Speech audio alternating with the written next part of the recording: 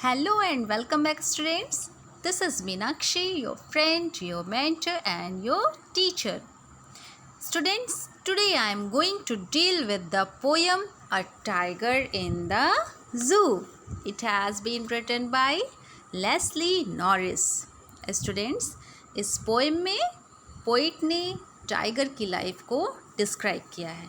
Tiger की life zoo में कैसी होती है और सेम टाइम पे उसी टाइगर की लाइफ अगर उसकी नेचुरल हैबिटेट फॉरेस्ट या जंगल में देखें तो कैसी होती है। इसी चीज़ को पोएट ने इस पोएम में डिस्क्राइब किया है।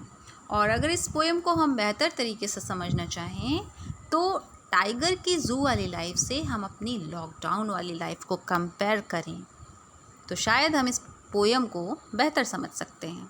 जैसे कि लॉकडाउन में हमसे हमारी फ्रीडम लगभग छीन ली गई थी और फ्रीडम लाइफ को एंजॉय करने का मेन फैक्टर होता है, पिलर होता है फ्रीडम। आपके पास सब कुछ हो पर अगर आपसे आपकी फ्रीडम छीन ली जाए तो आप बिल्कुल खुश नहीं रह सकते हैं। और वही चीज़ हुई थी लॉकडाउन में हमारे साथ। लगभग हमारी आज़ादी छीन के हमको लगभग हमारे घरों में ही कैद होना पड़ा था।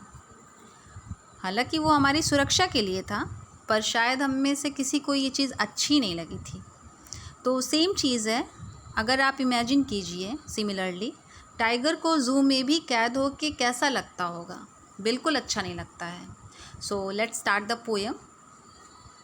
He stalks in his vivid stripes the few steps of his cage on pads of velvet quiet in his quiet rage. He किसके लिए आया है? टाइगर के लिए। टाइगर को पर्सोनिफाई किया गया है। He stalks in his vivid stripes.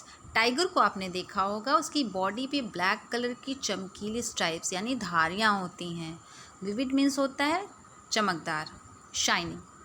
He stocks in his vivid stripes. उसकी जो धारीदार उसकी जो बॉडी है उसमें कैसे वो अकड़ के चलता है। The few steps of his cage. अपनी केज में टाइगर जो है वो अकड़ के साथ कुछ ही स्टेप्स चलता है। क्यों चलता है कुछ स्टेप्स? क्योंकि केज जितना बड़ा होगा उसके कदम उतनी ही दूरी तय कर पाएंगे। तो वो अपनी केज में, अपने पिंजरे में कुछ ही कदम चलता है। कैसे चलता है? अकड़ के। स्टॉक्स मीन्स अकड़ कर चलना। On pads of velvet quite. Pads यानी जो उसका तलवा है पैर का वो कैसा है? वेलवेटी है, मतलब वो मखमली है। वेलवेट यानी मखमल, मखमल जैसा है उसका तलवा, क्वाइट। और इससे क्या होता है कि जब वो चलता है तो बिल्कुल आवाज़ नहीं होती है, एकदम दबी पैर, जिसको कहते हैं बिल्कुल आवाज़ नहीं होती है, वैसे वो चलता है। उसके पैड्स यानी उसके जो तलवे हैं वो बिल्कुल मखमली हैं। In his quiet rage. कैसे चलता है? क्वाइट मीन्स होता है शांत, रेज मीन्स होता है एंगर यानी गुस्सा। गुस्से में तो है वो लेकिन वो शांत होके अपने मखमली तलवों से एकदम बिना आवाज़ किए हुए अपने केज यानी पिंजरे में कुछ ही कदम अकड़ कर चलता है। गुस्से में है लेकिन वो शांत है। क्यों? क्योंकि वो मजबूर है।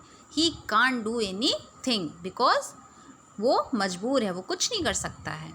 He should be lurking in shadow sliding through long grass near the water hole where plump deer pass. First stanza में हमने देखा कि टाइगर जो है वो जू में है और जू में वो कैसे रिएक्ट करता है वो दिखाया गया है। सेकेंड स्टैंजा में पोइट बताते हैं कि अगर वही टाइगर जंगल में होता तो वो कैसा रिएक्ट करता। कैसा रिएक्ट करता? ही should be lurking in shadow. वो शैडो मीन्स छाया, छाए के नीचे या पीछे क्या करता? छिपा हुआ रहता, घात लगा के बैठा होता। Sliding through long grass. Sliding मतलब फिसलना, लॉन्ग ग्रास मतलब लंबी लंबी घासों के बीच से फिसलते हुए स्मूथली आते हुए नियर द वाटर होल। कहाँ आता? वाटर होल यानी वाटर पोल यानी कि जहाँ वाटर का सोर्स होता वहाँ वो स्लाइडिंग यानी धीरे धीरे फिसलते हुए आता। वेयर प्लम्प डियर पास। जहाँ पे जो फैटी, प्लम्प मीन्स होता है फैटी, मोटा ताज़ा, जहाँ पे मोटे हिरन जो है जहाँ से गुज़रते, कहाँ से? वाटर होल के पास से, जहाँ से डियर जो मोटे ताज़े हिरन हैं जहाँ से गुज़रते, वहीं पे वो धीरे धीरे स्लाइड करते हुए, फिसलते हुए लंबी लंबी घासों के बीच से आता और आके क्या करता, ऑब्वियसली डियर्स को हंट करता, उनका शिकार करता। मतलब ये है कि अगर वो जंगल में होता तो वो छाए के बीच में से, छाए के नीचे से घात लगा के बैठा होता और स्लाइडिंग मतलब फिसलते हुए धीरे धीरे लंबी घासों में से आता। कहाँ आता, वाटर होल, जहाँ पे पानी का सोर्स होता वहाँ पे आता। और वहाँ से कौन गुज़र रहा होता, हिरन गुज़र रहे होते। आता और उनको क्या करता, हंट करता। He should be snarling around houses at the jungle's edge, baring his white fangs, his claws, terrorizing the village. He should be snarling around houses.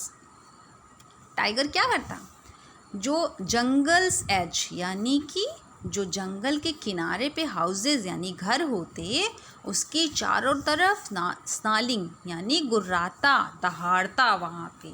अगर वो जंगल में होता तो जंगल के चारों तरफ या जंगल के किनारे पे जो घर होते उनके चारों तरफ क्या करता, गुर्राता, रोर करता। Bearing his white fangs, bearing his white fangs means उसके जो वाइट नुकीले, सफ़ेद नुकीले दांत हैं आगे के, उसको दिखाता। हिज क्लॉज, अपने पंजों को दिखाता। टेरराइजिंग द विलेज, और गांव वालों को डराता। मीन्स अगर वो जंगल में होता तो जंगल के किनारे जो घर होते उसके चारों तरफ वो गुर्राता, अपनी वाइट जो सफ़ेद उसके नुकीले दांत हैं, उसके पंजे हैं, उसको दिखाता और गांव वालों को डराता। But he is locked in a concrete cell, यानी अभी तक फर्स्ट स्टैंजा में पोइट ने बताया कि वो जू में होता तो कैसा होता। सेकंड और थर्ड स्टैंजा में पोइट ने बताया कि अगर वो जंगल में होता तो कैसा होता। फिर फोर्थ स्टैंजा में वापस पोइट ये बता रहे हैं, but he is locked in a concrete cell, यानी कि वापस यहाँ पे जू में है टाइगर। लेकिन अभी क्या है, वो लॉक है, वो किसमें, कॉन्क्रीट सेल में।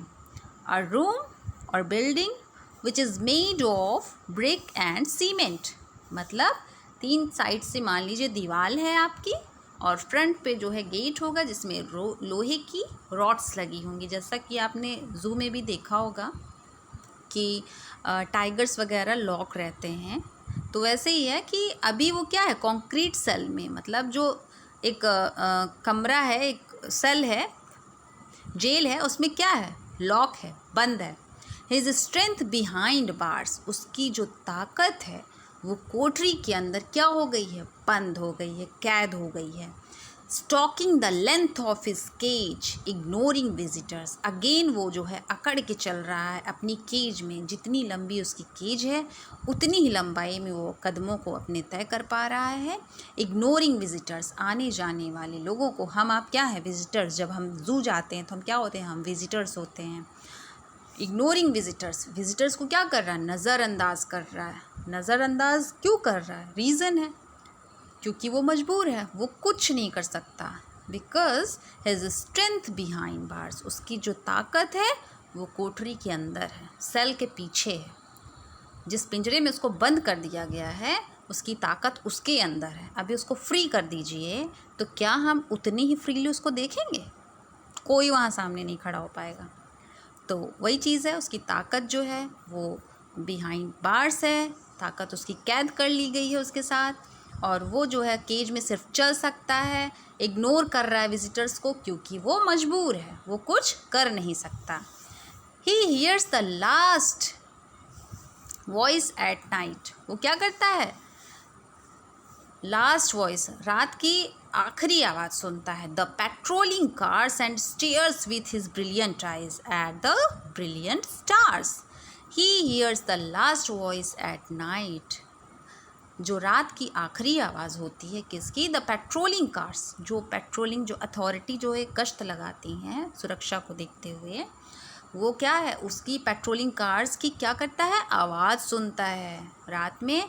अथॉरिटीज़ जैसे पुलिस जो है क्या करती है, गश्त लगाती, पेट्रोलिंग करती है। तो आपने भी सुना होगा रात में आवाज़ गाड़ियों की जो है सायरन्स जो बजते हैं, वैसे ही है कि पेट्रोलिंग कार्स की जो आवाज़ है उसको वो रात में सुनता है and stairs with his brilliant eyes, उसकी जो चमकीली आँखें हैं उससे क्या करता है, ब्रिलियंट स्टार्स यानी कि चमकीले तारों को क्या करता है, स्टेयर्स, घूरता है, देखता है। रात में जो आखिरी आवाज़ होती है पेट्रोलिंग कार्स की, उसकी आवाज़ को वो सुनता है और अपनी चमकीली आँखों से चमकीले सितारों को, तारों को क्या करता है, देखता है।